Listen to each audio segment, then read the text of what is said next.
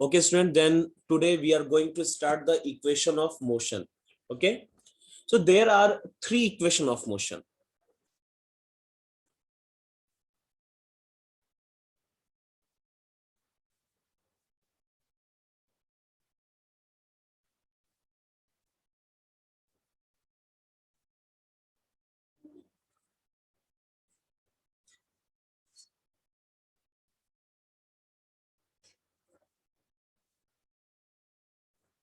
देखो, equation of motion कहने का मतलब क्या है।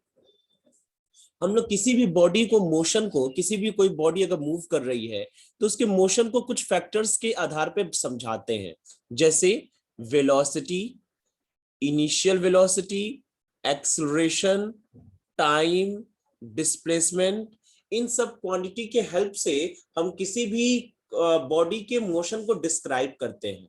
तो न्यूटन ने इन क्वांटिटीज को आपस में रिलेट किया और उन्होंने पाया कि थ्री टाइप के इक्वेशंस बन सकते हैं जो इन क्वांटिटीज के लिए प्रॉपरली होल्ड करते हैं। फर्स्ट इक्वेशन जो है, इसको हमें ऑर्डर में ही याद करना पड़ेगा। जो फर्स्ट इक्वेशन है वो होता है v equal to u plus a t. v equal to u plus a t. Second equation of motion होता है s equal to u t plus half a t square.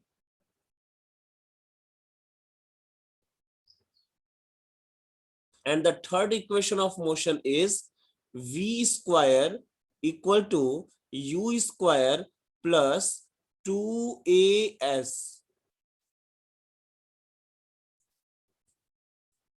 ठीक है, तो यहाँ पे थ्री इक्वेशन ऑफ मोशन हम लोगों को दिखाई दे रहे हैं। सबकी मैं मीनिंग भी यहाँ पे लिख दूं। v का मतलब होता है फाइनल वेलोसिटी,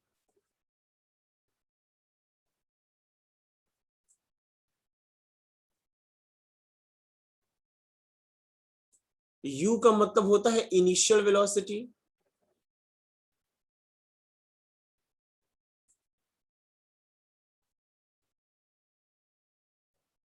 a का मतलब होता है एक्सेलरेशन,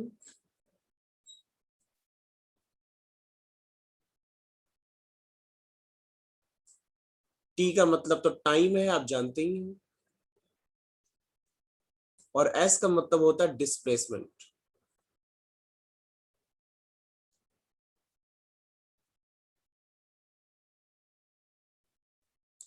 ठीक है, तो ये है इन क्वांटिटीज के बीच में रिलेशन, और इसको हम लोग बोलते हैं इक्वेशन ऑफ मोशन। इस इक्वेशन ऑफ मोशन को हम लोग कई तरीके से प्रूफ कर सकते हैं। जैसे हम लोग इसको ग्राफिकल मेथड से प्रूफ कर सकते हैं, एल्जेब्रिकल मेथड से प्रूफ कर सकते हैं, और कैलकुलस मेथड से प्रूफ कर सकते हैं।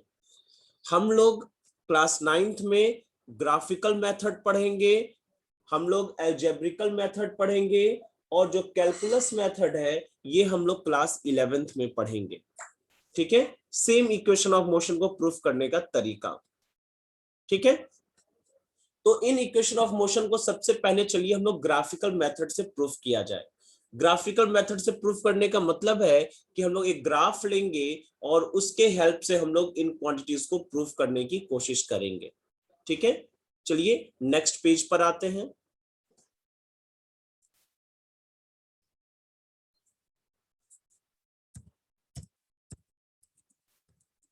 Proof of equation of motion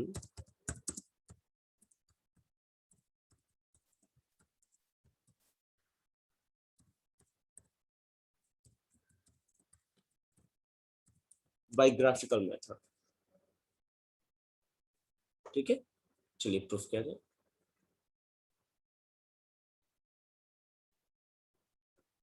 तो सबसे पहले फर्स्ट इक्वेशन ऑफ मोशन पे आया जाए। फर्स्ट इक्वेशन ऑफ मोशन क्या है, v equal to u plus a t.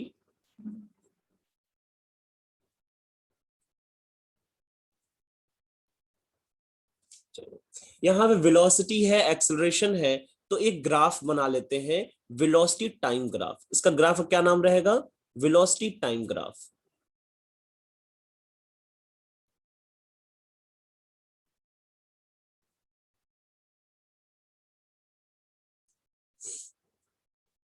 यहाँ पे हम लोग वेलोसिटी को रिप्रेजेंट करेंगे और यहाँ पे हम लोग टाइम को रिप्रेजेंट करेंगे। ये ओरिजिन हो गया हम लोगों का। मान लेते हैं कि एक बॉडी है जिसकी इनिशियल वेलोसिटी u है और वहां से वो मोशन स्टार्ट कर रही है। इस तरीके से उस बॉडी का जो ग्राफ होगा वो इस तरीके से रिप्रेजेंट किया जाएगा। इस बॉडी की इनिशियल वेलोसिटी कितनी है, u है, और एक यूनिफॉर्म एक्सेलरेशन से ये बॉडी किसी पाथ पे चल रही है जिस पे वो t समय में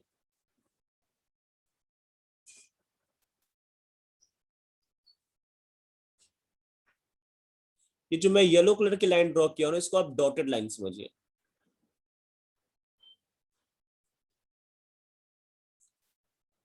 यहाँ टाइम 0 है और यहाँ टाइम जो है t है, यानी कि t टाइम पर ये बॉडी जो है वो पॉइंट, इस पॉइंट का नाम A लिख दीजिए, इस पॉइंट का नाम B लिख देते हैं, तो पॉइंट B तक पहुंच जाती है।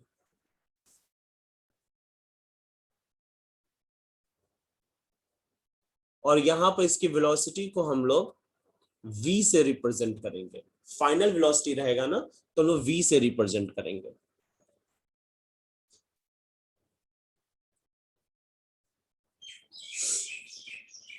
ठीक है, कुछ कुछ समझ में आ रहा है।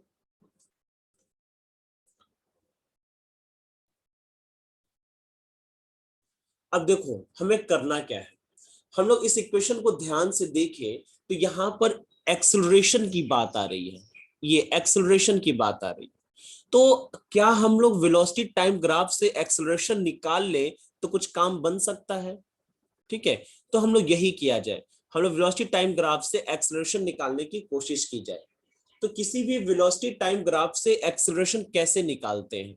तो वेलोसिटी टाइम ग्राफ से एक्सेलरेशन निकालने के लिए हम लोग उस ग्राफ का स्लोप निकालते हैं।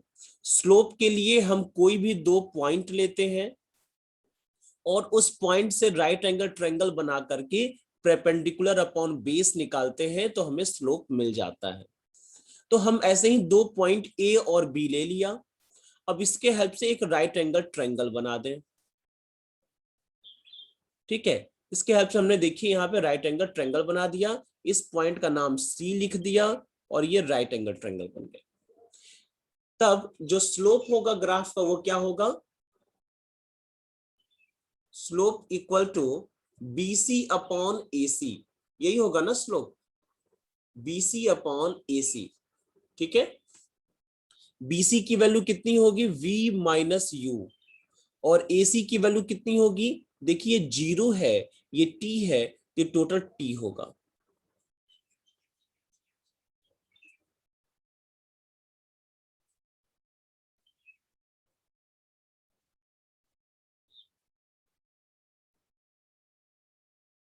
ठीक है, तो BC की वैल्यू है V माइनस U और AC की वैल्यू है T। यहां हम लिखेंगे we know that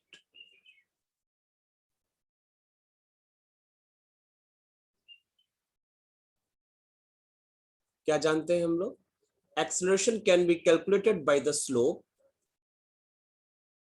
and slope is equal to BC upon AC.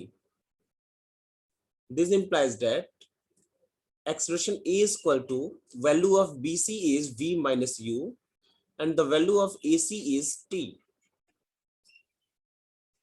Now multiply the T towards the left hand side, so it will be AT equal to V minus U. Transfer the U to the left hand side, it will be AT plus U equal to V. अब इसी को थोड़ा सा इधर उधर करके लिख देंगे तो देखने में सुंदर लगेगा, V equal to U plus AT। एक ही बात है ना, ऊपर वाले को बात को ही हम लोगों ने नीचे में थोड़ा सजा के लिख दिया है। और ये क्या है, फर्स्ट इक्वेशन ऑफ मोशन है, तो प्रूफ हो गया ना फर्स्ट इक्वेशन ऑफ मोशन।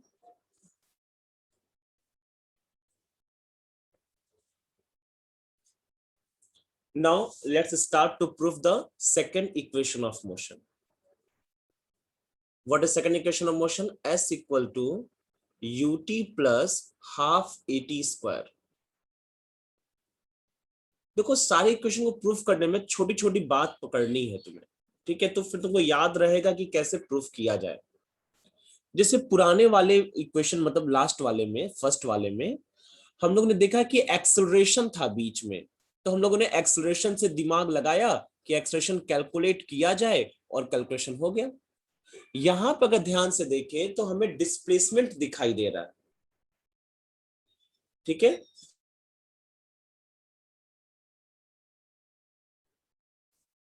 तो अगर हम किसी भी तरीके से डिस्प्लेसमेंट कैलकुलेट कर सकें तो भी हमारा काम बन सकता है। तो चलिए डिस्प्लेसमेंट कैलकुलेट करने की कोशिश की जाए।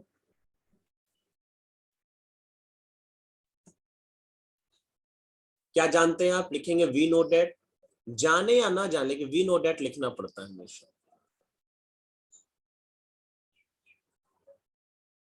वी नो डेट क्या जानते हैं आप? कि displacement can be calculated from the displacement can be calculated from the velocity time graph by measuring the area of the graph.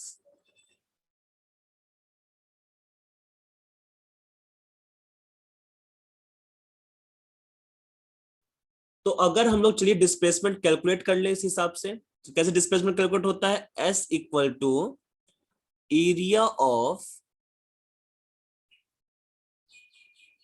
कौन सा एरिया? ग्राफ का एरिया ना। तो ग्राफ कितना है? ए बी सी डी ई ए, ये पूरा ग्राफ है ना, ए बी डी ई। अगर इसका एरिया हम लोग किस तरह कैलकुलेट कर ले तो हमें डिस्प्लेसमेंट मिल जाएगा। तो मन करे तो आप डायरेक्ट फॉर्मूला लगा लीजिए ट्रेपेजियम का, क्योंकि ये एक ट्रेपेजियम डायग्राम है। इस डायग्राम की मैं बात कर रहा हूं, ध्यान से देखिए, ये वाला, ठीक है। हमें इसका एरिया कैलकुलेट करना है। तो ये एक ट्रेपेजियम है, या तो आप ट्रेपेजियम का फॉर्मूला याद कर लीजिए, और अगर वो नहीं याद है तो इसको दो पार्ट में, एक ट्रायंगल और एक रेक्टेंगल के पार्ट में डिवाइड कर दें, और दोनों का अलग अलग एरिया निकाल करके हम लोग यहाँ पर ऐड कर दें, तो टोटल एरिया हम लोगों को मिल जाएगा, ठीक है। तो हम लोग चाहे तो ये भी कर सकते हैं। चलिए हम अलग अलग एरिया निकाल करके ऐड कर लेते हैं, ये भी तरीका देख लिया जाए। तो क्या हो जाएगा? Equal to area of rectangle, कौन सा रेक्टेंगल है? A C D E, plus area of triangle A B C, ठीक है। रेक्टेंगल का एरिया क्या होता है? Length into breadth. तो रेक्टेंगल का लेंथ कितना है? ईडी, और ब्रेथ कितना है? एई, प्लस ट्रायंगल का एरिया क्या होता है? 1/2 बेस इंटू हाइट। बेस कितना है? एसी, और हाइट कितना है? BC.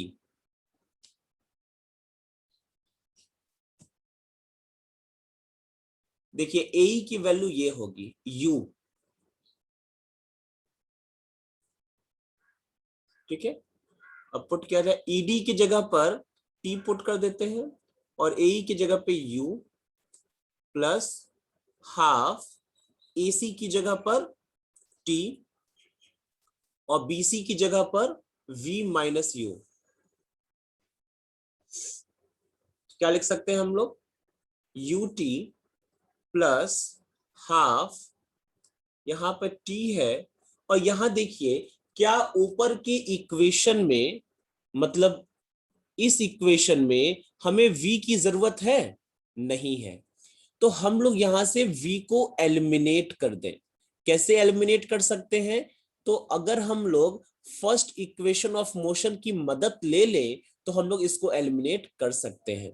First equation of motion क्या कहता है? v equal to u plus a T.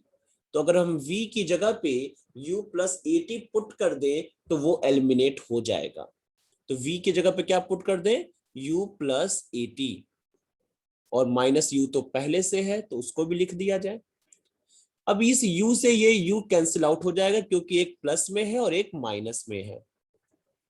क्या बच जाएगा, ut प्लस हाफ, अंदर बच गया at और बाहर t पहले से है तो हो जाएगा at स्क्वायर, और which is the second equation of motion. Second of equation of motion भी इस तरीके से प्रूफ हो गया। ठीक है, आसान था ना। इसमें हम लोगों ने एरिया निकाला और एरिया में हम लोगों ने v को एलिमिनेट कर दिया, हमारा आंसर आ गया।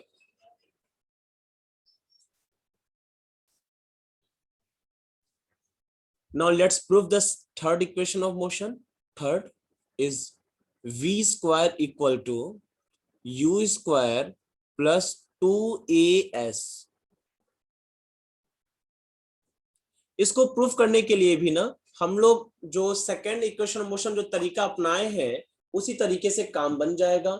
आप देख रहे हो कि इसमें भी डिस्प्लेसमेंट है। ठीक है, तो displacement equal to area of trapezium, trapezium है ना, मैंने बताया है आप लोगों को, ABDE। Okay, what is the formula of trapezium, 1/2 sum of parallel side, sum of parallel side into height।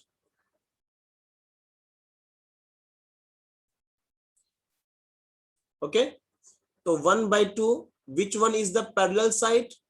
So if you talk about the parallel side, then this side AE and BD will be the parallel side। okay, value of BD is V।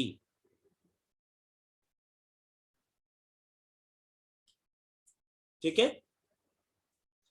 then sum of parallel side is AE plus BD, and the height means distance between the parallel side, means this is the distance between the parallel side, so it will be the height which is equal to AC। now put the values, 1/2 AE means U and BD means V and AC means T।